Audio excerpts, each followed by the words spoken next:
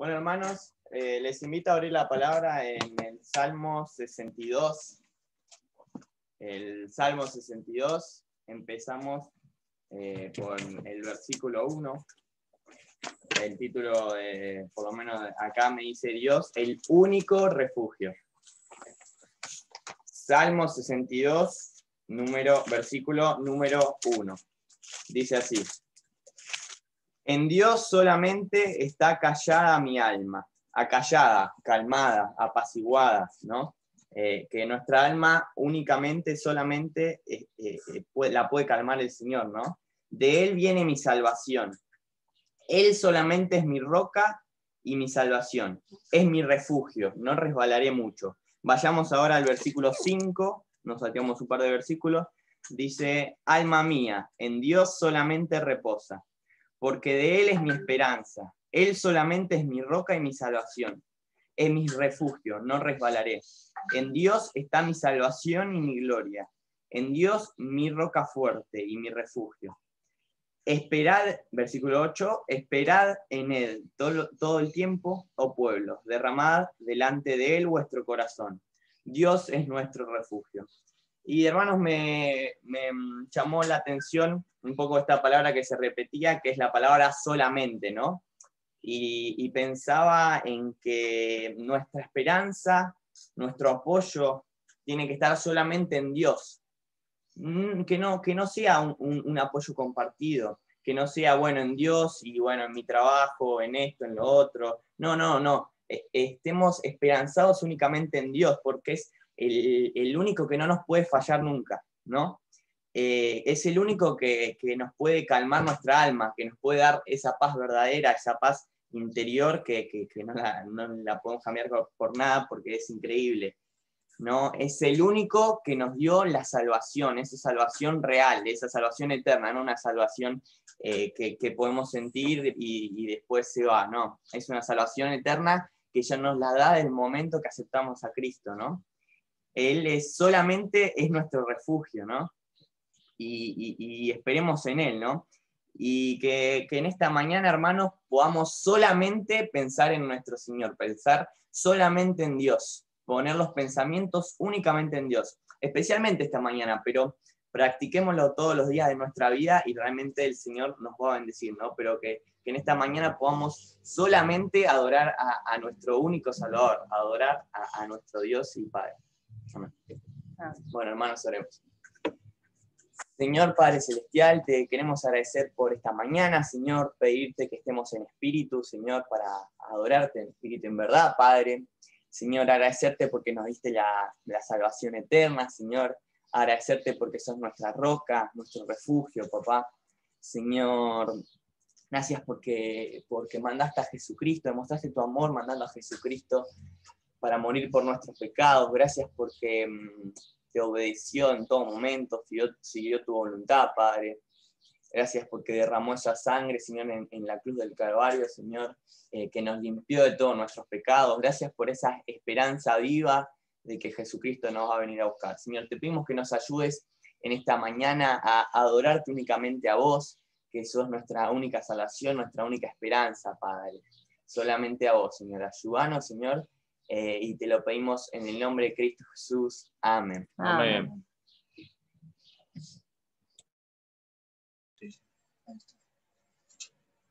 Bueno, no sé si este año entonamos este himno. A ver, ¿qué están escuchando? A ver, ¿qué himno es?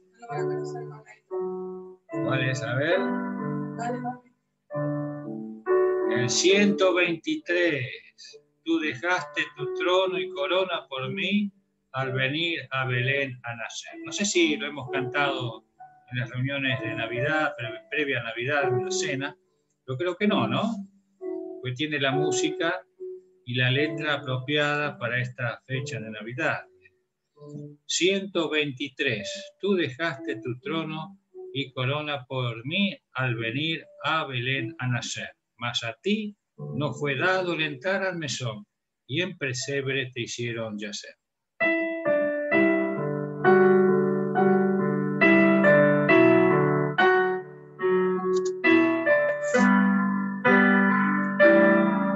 Dejaste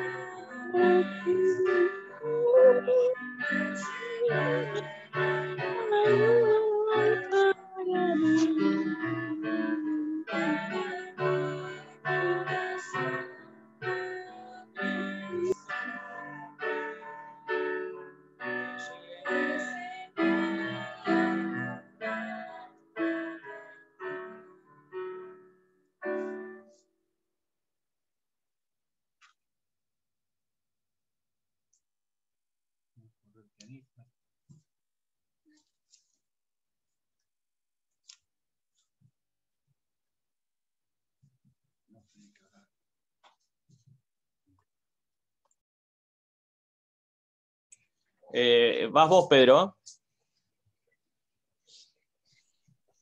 Muy bien. Vamos a leer, no sé si me escuchan bien, a ver, ¿me escuchan bien? Sí. Bueno. Más o menos. Más o menos. Me cuesta... Hoy te escuchábamos bárbaro, ahora se escucha bajito. Sí, no, es que no estoy bien y me bajo el tono de voz a veces. Ahora apagaron el ventilador, vamos a ver. No, pero creo que tiene que ver con cuando movieron la compu. Recién estaba saliendo bárbaro. Ah, sí, ahora. Por ahí se tapó. Fíjense si no está tapado el micrófono. No. Ah, puede ser que puse la Biblia encima. ¿Ahora? ¿Me escuchan?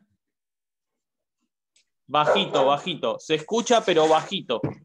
Qué raro. Bueno. Trataré de hablar un poquito más fuerte. Bueno, probá a desactivarte el micrófono y volvértelo a activar. A ver, probá eso. Sí, estoy intentando hacer eso. Sí.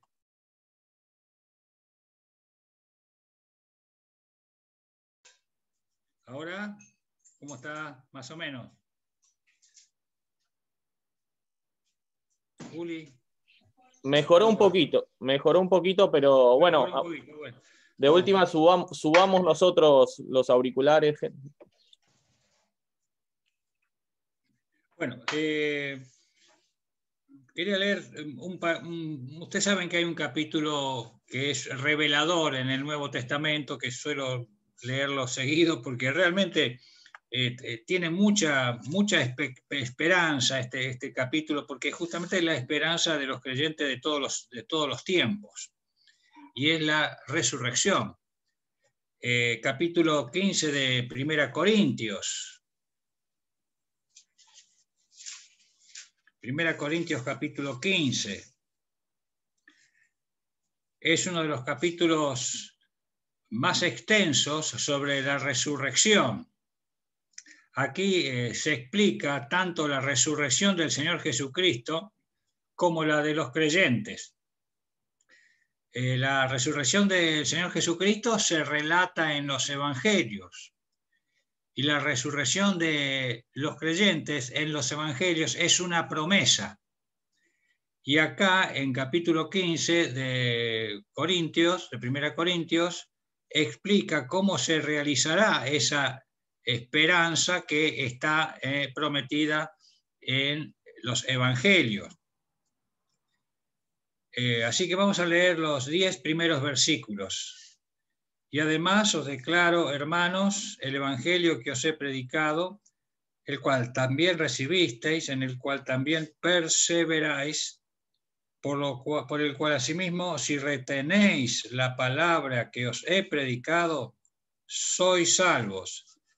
Si no, creísteis en vano, porque primeramente os he enseñado lo que asimismo recibí, que Cristo murió por nuestros pecados conforme a las Escrituras, y que fue sepultado, y que resucitó al tercer día conforme a las Escrituras, y que apareció a Cefas, y después a los 12, después apareció a más de 500 hermanos a la vez, de los cuales muchos viven aún y otros ya duermen.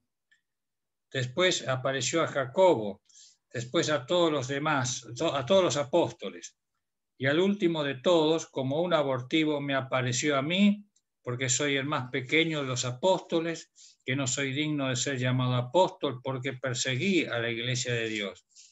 Pero por la gracia de Dios soy lo que soy, y su gracia no ha sido en vana para conmigo, Antes he trabajado más que todos ellos, pero no yo, sino la gracia de Dios conmigo.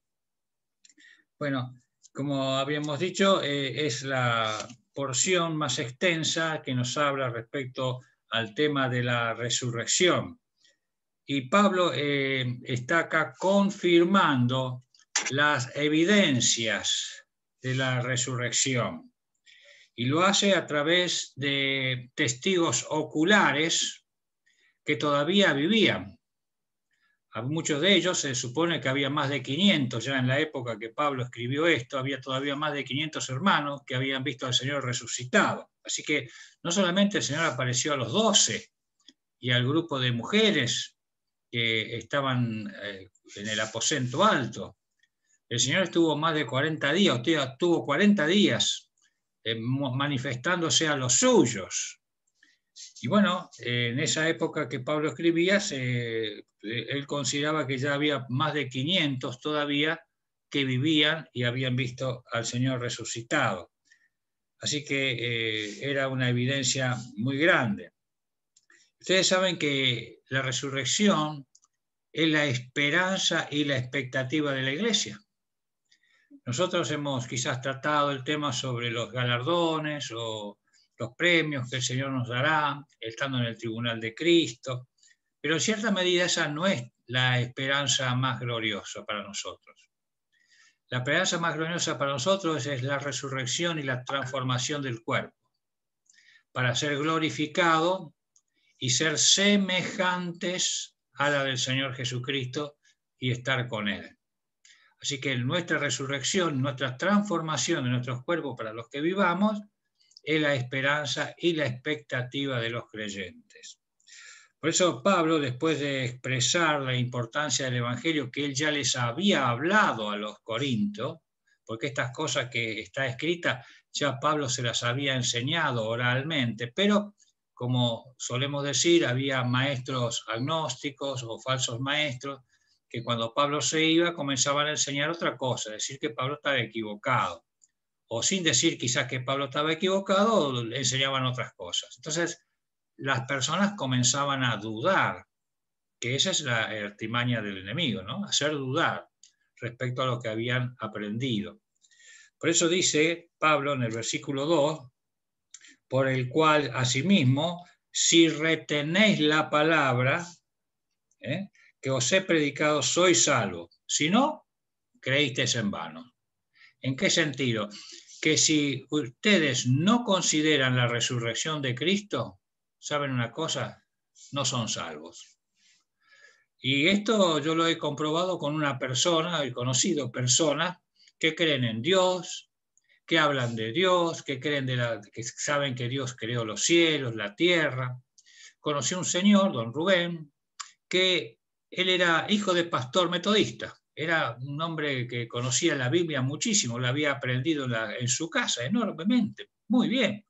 Iba a la iglesia, sabía tocar todos los himnos del himnario metodista y muchos de los que nosotros cantamos también.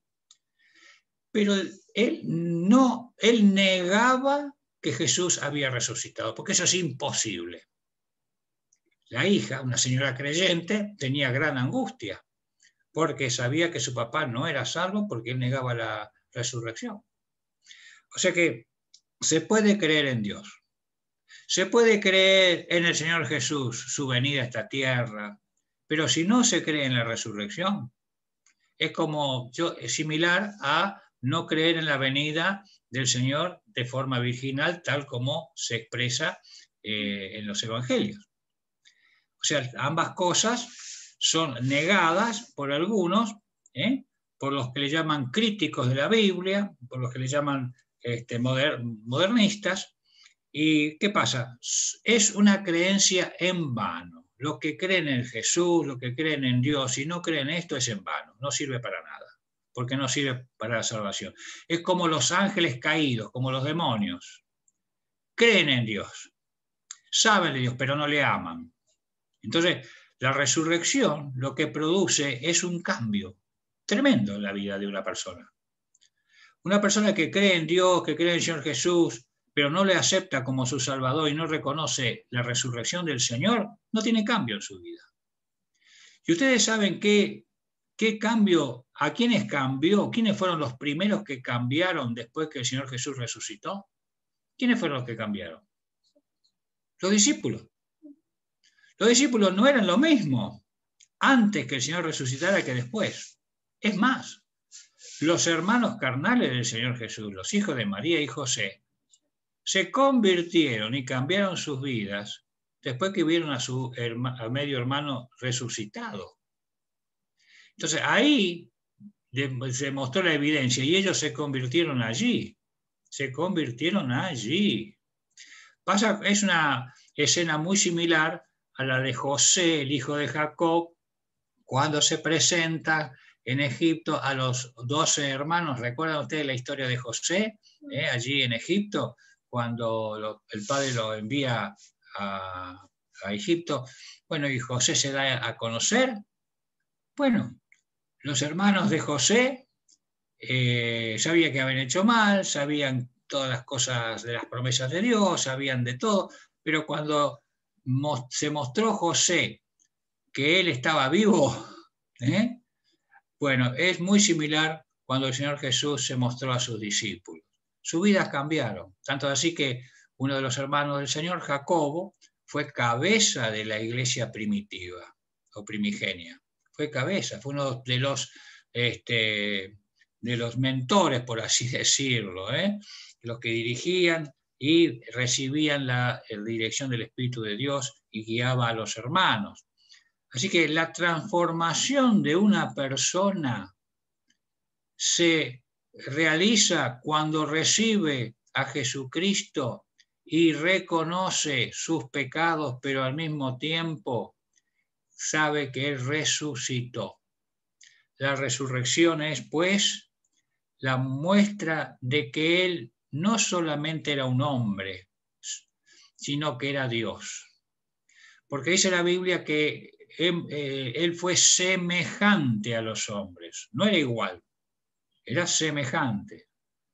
Él sufrió las consecuencias de esta vida porque se sujetó a las circunstancias de esta vida, pero ¿cómo sería de tal la semejanza que él tenía a los hombres que hasta los 30 años nadie se dio cuenta que él era el Mesías? Nadie, ni los propios hermanos. Seguramente que le harían bullying los hermanos, por su conducta, por su forma de ser. Seguramente recibiría hasta ciertas bromas, por así decirlo, de su santidad, de todo. Pero cuando se evidenció que él era el Mesías, cuando fue a bautizarse por Juan el Bautista. Entonces, incluso Juan el Bautista no lo reconocía porque era un hombre semejante a todos los demás, la forma de vestir, la forma de peinarse, de caminar, la estatura, todo era un hombre semejante a todos los demás. Entonces Juan el Bautista, que era el primo hermano, porque era primo hermano, pero hacía años que no lo veía. Entonces, ¿cómo sabía? Porque el Espíritu le indicó, a Juan el Bautista le dijo: al que vieres descender mi espíritu en forma de paloma, ese va a ser. O sea, de los decenas que bautizaba Juan el Bautista, cuando llegó al Señor, vio Juan el Bautista en forma de paloma descender el Espíritu sobre el Señor Jesús. Y ahí se dio cuenta porque el Señor se lo mostró. Pero él era semejante a nosotros. Y tuvo que ser así. Porque eso fue la manera de identificarse con nosotros. Eso muestra la identificación. Ellos no vieron en el ministerio del Señor Jesús, las personas no vieron a un Señor, a una persona con aureola alrededor, ni con una luz resplandeciente, ni con un rostro brillante que lo manifestaba como alguna persona divina o de extraterrestre. No, era una persona común en un sentido, pero especial en el otro, por el aspecto externo. Pero ¿cómo sería que nunca, jamás nadie pudo expresar en una pintura, en un lienzo, o describir literalmente el rostro del Señor, porque era un rostro totalmente distinto a todos los demás en el sentido de que destilaría una paz, una forma tal de que era imposible poder plasmarlo, ya sea verbalmente o en una pintura o en una escultura. Qué maravilla que no hay figura del Señor Jesús, ¿no? Y eso nos muestra a nosotros la maravilla de lo que es esta persona especial. Por eso su nacimiento fue especial. Su vida fue muy similar a la de los demás, pero fue una vida especial. Y su muerte fue especial. Por eso su resurrección es especial. Así que, hermano, sin dejar de ser Dios, no obstante, Él se levantó al tercer día. Por eso mostró su deidad al levantarse de entre los muertos. Ahí manifestó realmente quién era Él. Así que el valor de la vida del Señor Jesucristo, ese valor infinito, se manifiesta en su resurrección. Y ustedes saben que la base, como dijimos en un principio, del Evangelio, la base del Evangelio es la resurrección de Cristo. Por eso, cuando los discípulos comenzaban a predicar el Evangelio después del descenso del Espíritu Santo en Pentecostés, ellos predicaban a Jesucristo resucitado. Y los discípulos eran llevados a la cárcel ante los tribunales y azotados, y lo intimaban a que no predicaran la resurrección. ¿Por qué? ¿Por qué? Porque justamente ahí estribaba todo el cambio de las personas. Todas las religiones, todas las creencias espirituales o espiritualistas, todos tienen a sus líderes en una tumba. Entonces, y lo veneran y tienen una figura de ellos. Cuando el Señor Jesucristo murió, él ya había dicho, anticipaba en su ministerio que él iba a resucitar. Entonces, cuando él murió, fue puesto en una sepultura, que era la de José, ¿no es cierto? Fue puesto en la sepultura, y ¿qué pasó con los enemigos del Señor? Ustedes saben que dentro del pueblo judío todavía sigue estando este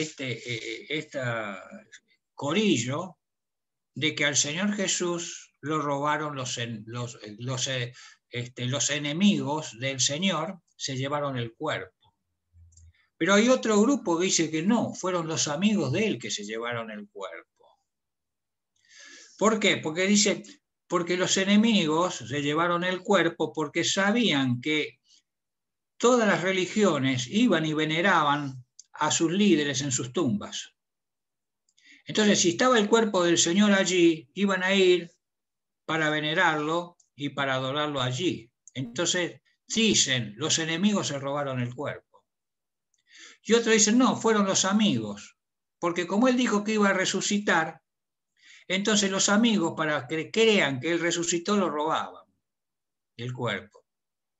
Ahora, miren ustedes qué contradicción, porque justamente los enemigos fueron los que pidieron a Pilato, el Sanedrín, que pusiera una guardia bien armada en la tumba y la sellaran con el sello de Pilato para que nadie pudiera abrir la puerta o la piedra de una tonelada que cerraba o sellaba la puerta. Y ahí estaba la guardia custodiando. Qué imposible que los enemigos justamente ellos querían que quedara ahí. Pero si fueran los amigos que le hubieran robado al cuerpo del Señor, ¿dónde estaban los amigos del Señor? Estaban escondidos, salieron disparando. En la crucifixión solamente había quedado Juan con algunas mujeres y la madre del Señor.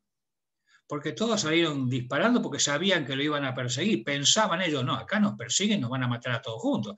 mataron al maestro, van a matar a los discípulos seguro, para los discípulos más cercanos, a los 12. Así que imposible que los amigos, porque estaban escondidos y no sabían dónde esconderse. Entonces, acá queda una tercera opción. ¿Cuál es la tercera opción? Que realmente resucitó. Que es lo que Pablo en este capítulo está demostrándolo. Resucitó. No es lo que decían uno ni lo que decían los otros. Realmente la evidencia es que resucitó. Claro, como él no se mostró, el Señor Jesús no se mostró a los enemigos, se mostró a los suyos, entonces ellos inventaron todas estas circunstancias, ¿no? Del robo del cuerpo, o también del robo del cuerpo, tanto de los enemigos como de los amigos. Así que la resurrección del Señor Jesucristo marcó el propósito del mensaje del Evangelio. Y ese es el motivo, queridos hermanos, por el cual nosotros estamos esta mañana acá. Porque Él resucitó. O sea que no solamente predicamos el Evangelio al mundo, sino que predicamos el Evangelio al mundo a través de esta hora que nosotros estamos participando. Porque el Señor dijo, la muerte del Señor anunciáis hasta que Él venga. Y si Él viene es porque Él está vivo. Está vivo, está en el cielo. Así que fíjense, hermanos, qué importancia la hora que nosotros estamos celebrando. La hora, no solamente la muerte, la expiación, la justificación de nuestro pecado, tiene sentido y tiene valor porque Él resucitó. Así que, queridos hermanos, esto, además, si creemos que resucitó, si creemos que se levantó, nuestro corazón cambia totalmente, porque como dijimos, los demonios creen en el Señor, pero tiemblan. ¿Pero qué creen? Creen todas esas cosas, pero no le aman ni le adoran, ni le reciben. Es decir, no le alaban, tienen que adorarlo. Ustedes saben que hasta se tienen que postrar. Los enemigos se van a postrar delante del Señor adorándolo, pero no le alaban. O sea, no le dan loor. Nosotros somos los únicos que le damos loor. Los ángeles en el cielo y nosotros también los que hemos sido justificados por la obra del Cordero. Le damos loor por esas glorias que Él recibió en la resurrección, en su crucifixión y en su resurrección. O sea que nosotros le adoramos y le alabamos. Todos los enemigos le van a tener que adorar. Quieran o no quieran, se van a tener que arrodillar, porque van a tener que reconocerlo.